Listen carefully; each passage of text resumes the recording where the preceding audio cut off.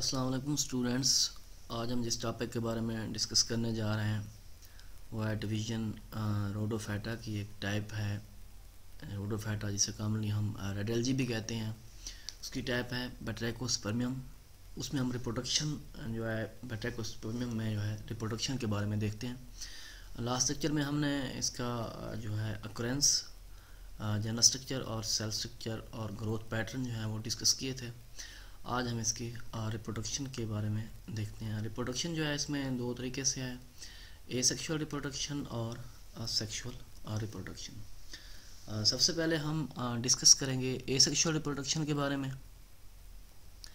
Asexual reproduction में ये होता है कि occur by the formation of spores, यानी इसमें स्पोर्स प्रोड्यूस होंगे। वो जो स्पोर्स होते हैं नॉन मोटाइल होते हैं और उन स्पोर्स को नेम दिया जाता है मोनोस्पोर्स का। ये मोनोस्पोर जो है बैट्रैकोस्पर्मियम जो है उसमें प्रोड्यूस होते हैं। और किस वक्त प्रोड्यूस होते हैं? एट द जुवेनाइल स्टेज या फिर कंटेंशिया स्टेज। कंटेंशिया स्टेज क्या है इसके बारे में हम आगे डिस्कस करते हैं डिटेल के साथ। नीचे जो है इसका यंग प्लांट बॉडी दिखाई गई है। ये देखें जो पार्ट नज़र आ रहा है, ये जो स्ट्रक्चर जो है that is the young plants. इसमें ये वाला जो पॉइंट है इसे कहते हैं कंटेंशिया स्टेज। अगर यहाँ स्ट्रक्चर भी देखें तो ये जो प्रोड्यूस हो रहे हैं दैट आर द मोनोस्पोर्स, और ये नीचे जो है दैट इज़ द ये जो फिलामेंट्स आपको नज़र आ रहे हैं, ब्रेकिंग पॉइंट्स भी हैं, दैट इज़ द कंटेंशिया स्टेज। ये जो है इसकी कंटेंशिया स्टेज होती है। और यहाँ पर भी देखें ये इसका यहाँ पर क्लियर दिखा रहा है कि दैट इज़ द कंटेंशिया स्टेज। यहाँ पर ये इरेक्ट सिस्टम और ये प्रोस्ट्रेट सिस्टम। अब ये जो कंटेंशन फिलामेंट्स होते हैं ये वाले, ये बनाते हैं प्रोस्ट्रेट सिस्टम, और जो फिलामेंट्स प्रॉपर होते हैं ये वाले पॉइंट्स हैं that form the erect system. Next हम इसमें देखते हैं, ये था कंटेंशिया स्टेज। नेक्स्ट जो है इसमें सेक्सुअल रिप्रोडक्शन के बारे में देखते हैं।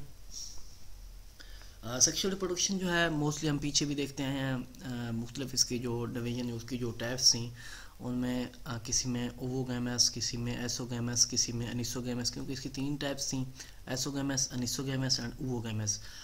जो बैट्रैकोस्पर्मियम है इसमें जो सेक्सुअल रिप्रोडक्शन का प्रोसेस है दैट इज़ द ओवोगैमस। इसमें प्लांट जो हैं दो तरह के हो सकते हैं, या होमोथिलिक या फिर हेट्रोथिलिक। होमोथिलिक मीन के सिमिलर ब्रांचेस और हेट्रोथिलिक मीन के डिफरेंट ब्रांचेस। अब सेक्सुअल रिप्रोडक्शन में दो रिप्रोडक्टिव ऑर्गन होते हैं, एक होता है एंथ्रेडियम या स्पर्मेटिंगिया, और दूसरा जो होता है आर्चिगोनियम या सिंपल वन जिसे हम कार्पोगोनियम भी कहते हैं, या ओवोगोनियम का नेम भी हम पीछे देते हैं। सबसे पहले हम देखेंगे एंथ्रेडियम के बारे में या स्पर्मेटिंगिया के बारे में। जो मेल रिप्रोडक्टिव ऑर्गन होता है उसे हम एंथ्रेडियम का नेम देते हैं। ये जो है यूनिसेलुलर स्ट्रक्चर होता है, सिंगल सेल स्ट्रक्चर है। जो मिच्योर, जैसे ये मिच्योर होता है तो ये थिक वॉल्ड होता है, इसका कोई कलर नहीं होता, मीन कलरलेस कह लें, और राउंडेड शेप में ये मौजूद होता है। जहाँ पर ये प्रोड्यूस होंगे या तो ये सिंगली प्रोड्यूस होते हैं या फिर पेयर फार्मिंग के पेयर चार जो हैं इकट्ठे ग्रुप की सूरत में मौजूद होंगे, पेयर की फार्म में, फोर जो हैं ग्रुप्स की फार्म में पेयर बनाते हैं, या तो सिंगल तौर पर मौजूद होंगे अकेले या फिर पेयर की फार्म में मौजूद होते हैं। दूसरा यह है कि एंथ्रेडियम का जो प्रोटोप्लास्ट है ये लेटर ऑन चेंज हो जाता है नॉन मोटाइल स्ट्रक्चर में। उस नॉन मोटाइल स्ट्रक्चर को हम कहते हैं स्पर्मेटियम। अब जैसे ही एंथ्रेडियल वॉल रैप्चर होती है और ये स्पर्मेटियम जो है वहाँ से रिलीज आउट हो जाते हैं। ये इसका जो है मेल रिप्रोडक्टिव सिस्टम का जो फर्स्ट पोर्शन है जिसे हम एंथ्रेडियम मेल सेक्स ऑर्गन का नेम देते हैं, या स्पर्मेटिंगियम भी इसे कहते हैं। नेक्स्ट जो होता है वो इसमें कार्पोगोनियम, जो फीमेल रिप्रोडक्टिव स्ट्रक्चर है। कार्पोगोनियम जिसे हम इससे कार्पोस्पोर्स भी प्रोड्यूस, सिंपल नेम जो है कार्पोगोनियम जो बैट्रैकोस्पर्मियम में है जो है कार्पोस्पोर्स प्रोड्यूस होते हैं। इसी वजह से इसका नेम जो है आपके लिए इजली भी है कि दैट जो फीमेल रिप्रोडक्टिव स्ट्रक्चर है इसमें कार्पोगोनियम उसे कहते हैं। ये भी यूनिसेलुलर है। इसके दो पोर्शन होते हैं, एक होता है लार्ज पोर्शन और दूसरा होता है ग्लोबुलर पोर्शन। अब ये जो लार्ज पोर्शन है इसे हम ट्रैकोगैन का नेम भी देते हैं, और जो लोअर जो ग्लोबुलर पोर्शन है, ग्लोबुलर पोर्शन जिसे हम लोअर पोर्शन भी कहते हैं, इसे हम मैक्रोफोर भी कहते हैं। अब जो एग न्यूक्लियस है वो इस लोअर जो ग्लोबुलर पोर्शन है उसमें मौजूद होता है। एग न्यूक्लियस जो है टोटली तौर पर इसी मैक्रोफोर में सराउंडेड बाय द साइटोप्लाज्म, और जो बाद में चेंज हो जाता है सिंपल वन एग में।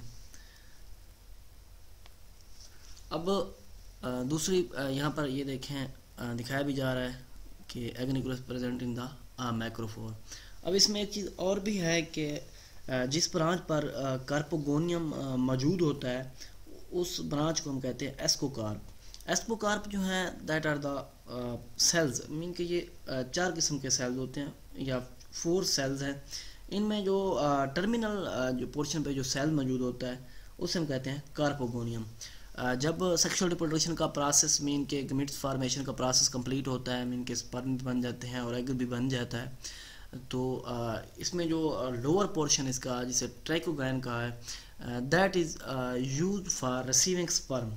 और इसमें जैसे ट्रैकोगैन ने मैक्रोफोर से सेपरेट होना है, तो सेपरेट होने के लिए इसमें कंस्ट्रक्शन रिंग बन जाता है। इस कंस्ट्रक्शन रिंग के ज़रिए ट्रैकोगैन जो है मैक्रोफोर से सेपरेट होता है, और ट्रैकोकोन जो है that is use for receiving sperm, इनके स्पर्म रिसीव करने के लिए वो रेडी होता है। अब जब स्पर्म फॉर्मेशन और एग न्यूक्लियस बन जाता है, जब एग बन जाता है, तो नेक्स्ट इसमें जो स्टेप होना है वो होना है फर्टिलाइजेशन का।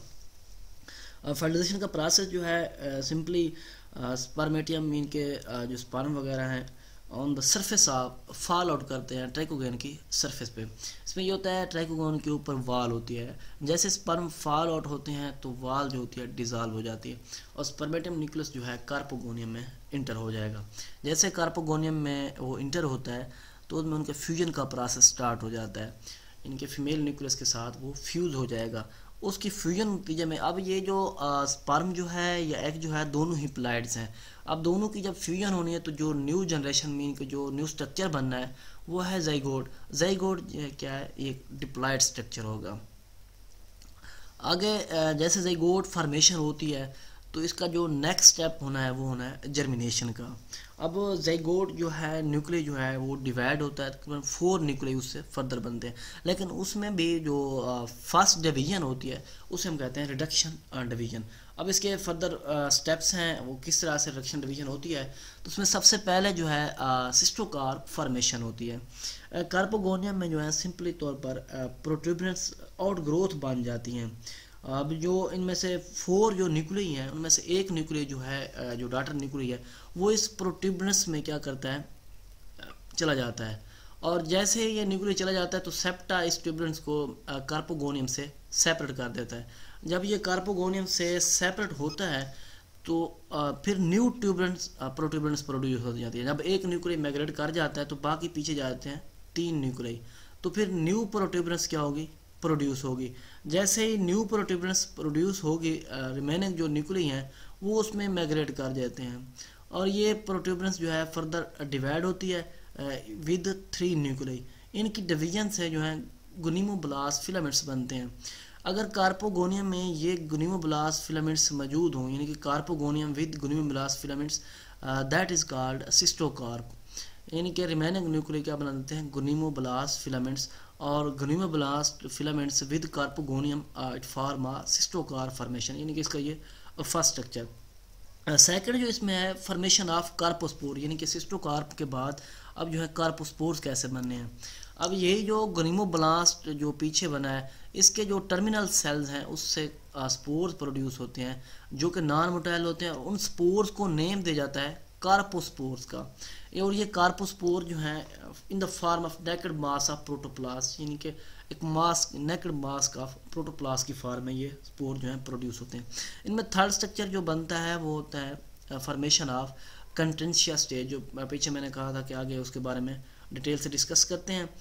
इसमें कंटेंशिया स्टेज में जो है कार्पोस्पोर जो है इस ग्लूमोब्लास्ट फिलामेंट से क्या हो जाते हैं, सेपरेट होने के बाद एक वाल सिक्रीट करते हैं, और वो वाल सिक्रीट होने के बाद वो एक सूटेबल इन्वायरमेंट सर्च करते हैं। जहाँ उन्हें सूटेबल इन्वायरमेंट मिलता है तो वहाँ वो सेटल आउट हो जाते हैं। उनके सेटल होने के बाद वो एक ऐसे स्ट्रक्चर बन जाता है कि मास एक नेकेड मास स्ट्रक्चर बनता है, जिसे हम पार्ट्स ऑफ पैरेन्काइमेटस टिश्यू भी कहते हैं, यानी कि later on it become a parts of parenchymatous tissue.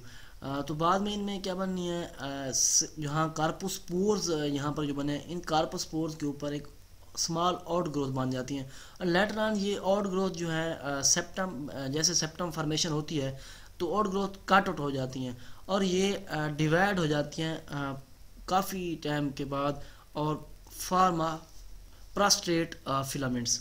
अब ये जो प्रोस्टेट फिलामेंट्स जो बने हैं, इनका स्ट्रक्चर एक अलग है, जिसका थैलस जो है, स्टेज ऑफ थैलस जो है रिजेंबल करती है एक अलग लाइक स्ट्रक्चर से, जिसे उस वक्त के फिजियोलॉजिस्ट ने इसे नेम दिया कंट्रेंशिया स्टेज का। और इसे ये भी कहा जाता है that is the juvenile stage. और ये जो प्रोड्यूस है, इसकी वजह से जो फॉर्मेशन ऑफ मोनोस्पोर, यानी कि इसकी वजह से जो है मोनोस्पोर्स प्रोड्यूस होते हैं। नेक्स्ट जो है फॉर्मेशन ऑफ इसी फॉर्मेशन ऑफ मोनोस्पोर, यानी कि कंट्रेंशिया स्टेज में मोनोस्पोर कैसे प्रोड्यूस होते हैं। नेक्स्ट इसमें ये देखते हैं फोर्थ स्टेप जो है, इसमें जो गनीमोब्लास्ट के जो टर्मिनल सेल्स हैं वो क्या करते हैं, मोनोस्पोर जो है मोनोस्पोरेंजियम में ही प्रोड्यूस होने हैं। लेकिन कंट्रेंशिया स्टेज से मोनोस्पोर कैसे पैदा होते हैं, कैसे प्रोड्यूस होते हैं, तो उसमें यह है कि कंट्रेंशिया स्टेज के कुछ सेल जो हैं वो स्वलन, यानी कि स्वेल अप कर जाते हैं और वो एक स्फेरिकल शेप में आ जाएंगे, और जैसे स्फेरिकल शेप में आते हैं तो ओब्लांग टू फॉर्म मोनोस्पोरेंजियम। अब ये जो मोनोस्पोरेंजियम प्रोड्यूस हुआ है, इसके जितने भी कंटेंट्स हैं लेटर ऑन ये डेवलप हो जाते हैं यूनिन्यूक्लिएट स्पोर्स में। जो इनमें स्पोर्स प्रोड्यूस होंगे वो सिंगल सेल होंगे, इनके यूनिन्यूक्लिएट्स जो है मोनोस्पोर प्रोड्यूस होंगे। यानी कि कंट्रेंशिया स्टेज में किस तरह के उसके कुछ सेल जो हैं वो स्वलन हो जाते हैं, स्वेलअप होते हैं। उनके स्वेलअप होने की वजह से उनकी शेप जो है वो स्फेरिकल बन जाती है एंड बिलोंग टू फॉर्म मोनोस्पोरेंजियम। और मोनोस्पोरेंजियम के जो कंटेंट्स हैं, हर कंटेंट्स हैं जो है स्पोर्स रिलीज होंगे और वो स्पोर जो हैं मोनोस्पोर्स उन्हें कहते हैं। बाद में यही जो लोअर सेल जो कंट्रेंशिया स्टेज के हैं, लोअर ब्रांचेस जो हैं वो sometime act as apical cells, और ये apical cells later on develop into या give rise to adult plant. ये बिलीव किया जाता है, फिजियोलॉजिस्ट का ये व्यू है कि इसमें पहले जो मैंने आपको दिखाया भी है कि कंट्रेंशिया फिलामेंट्स जो हैं वो बनाते हैं प्रोस्टेट सिस्टम, और इसमें जो फिलामेंट्स प्रॉपर हैं वो बना देते हैं इरेक्ट सिस्टम। यानी इसमें दो सिस्टम बनते हैं, एक तो प्रोस्टेट सिस्टम बनता है, दूसरा erect. Prostate system form due to कंट्रेंशिया फिलामेंट्स, और फिलामेंट्स प्रॉपर जो हैं वो बना देते हैं इरेक्ट सिस्टम।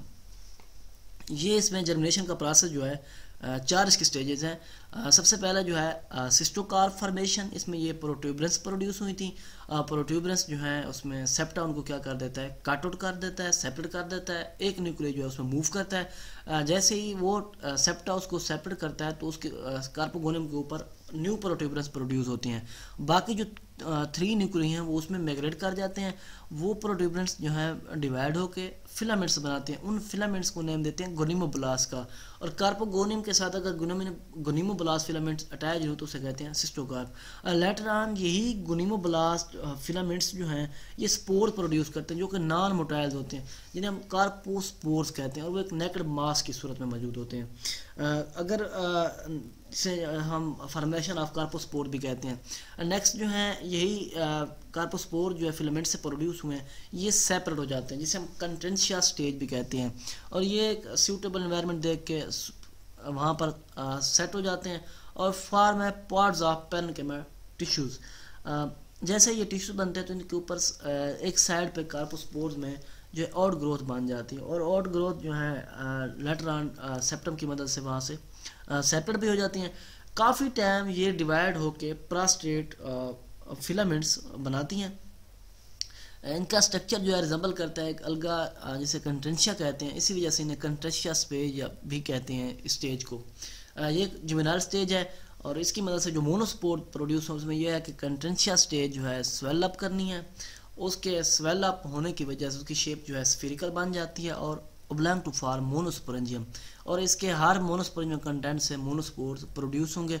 इसके जो टर्मिनल सेल्स हैं, लोअर ब्रांचेज हैं कंट्रेंशिया स्टेजेस की, वो commonly act as a apical cells, और ये apical cells later on give rise to adult plants. वैसे जो है मोनोस्पोर जो प्रोड्यूस होते हैं वो टर्मिनल सेल्स ऑफ फिलामेंट से प्रोड्यूस होते हैं और मोनोस्पोरेंजियम में ही प्रोड्यूस होते हैं। नेक्स्ट इसका जो प्रोसेस है वो है अल्टरनेशन ऑफ जनरेशन। अगर हम पीछे यही स्ट्रक्चर मद्देनजर रखते हुए अगर अल्टरनेशन ऑफ जनरेशन को देखें तो हमारे लिए इजली होगा समझना कि बट्रैकोस्पर्मियम जो है एक फ्री लिविंग हिप्लॉइड गमीटोफाइट, जिसमें आप पीछे देखते हैं गमीट फॉर्मेशन देखिए स्पर्मेटियम और कार्पोगोनियम, ये दो प्रोड्यूस होते हैं। इनमें एग और स्पर्म प्रोड्यूस होते हैं, दोनों की फ्यूजन होती है और ये जो गमीट्स हैं मेल या फीमेल गमीट्स फ्यूज़ होकर ये दोनों हिप्लॉइड्स हैं। अब जैसे इनकी फ्यूजन का प्रोसेस होना है तो जो नेक्स्ट जो स्ट्रक्चर बनेगा वो है जाइगोट। n+n जब आपस में फ्यूज़ होते हैं तो उनके जो फ्यूजन से जो है नेक्स्ट जनरेशन है वो जाइगोट 2n यानी कि डिप्लॉइड जाइगोट बनेगा। जाइगोट में फर्दर जो इसमें सेकंड स्टेप है मेटेटिकली जो है वो डिवाइड होगा। मेटिकली डिवाइड होने से ग्लूमेब्लास्ट जो है न्यूक्लियस प्रोड्यूस होते हैं और ये इनके जो टर्मिनल सेल्स हैं एक्ट एज ए कार्पोगोनियम और ये जो है डेवलप कार्पोस्पोर। अब ये जो कार्पोस्पोर्स डेवलप हो रहे हैं कार्पोस्पोरेंजियम से, वहाँ मोनोस्पोरेंजियम पीछे जिक्र करते रहे एक स्टेज और यहाँ पर हिप्लॉइड गमीट्स जो हैं। अब नेक्स्ट जो है जाइगोट जो है फर्दर डिवाइड हो के गनीमोब्लास्ट न्यूक्लियस प्रोड्यूस कर रहा है और उन गनीमोब्लास्ट के जो टर्मिनल सेल्स हैं एक्ट एज ए कार्पोस्पोरेंजियम।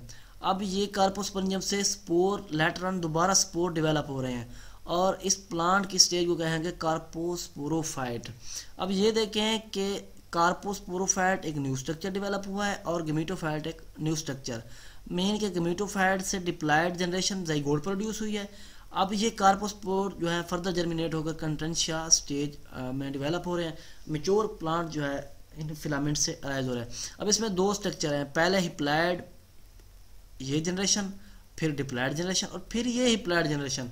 इसमें दो लाइफ साइकिल डेवलप हो रहे हैं। अगर इसके लाइफ साइकिल को देखें या उससे पहले हम यहाँ डिस्कस भी करें कि two haploid phase are formed during life cycle of Batrachospermum. एक तो यह है गमीटोफाइट्स और दूसरा जो है कार्पोस्पोरोफाइट्स और ये दोनों आपस में अल्टरनेट कर रही हैं किस जनरेशन के, विद डिप्लॉइड जाइगोट। इस वजह से बट्रैकोस्पर्मियम का जो लाइफ साइकिल है that is the haplobiontic life cycle या डाइबेसिक टाइप।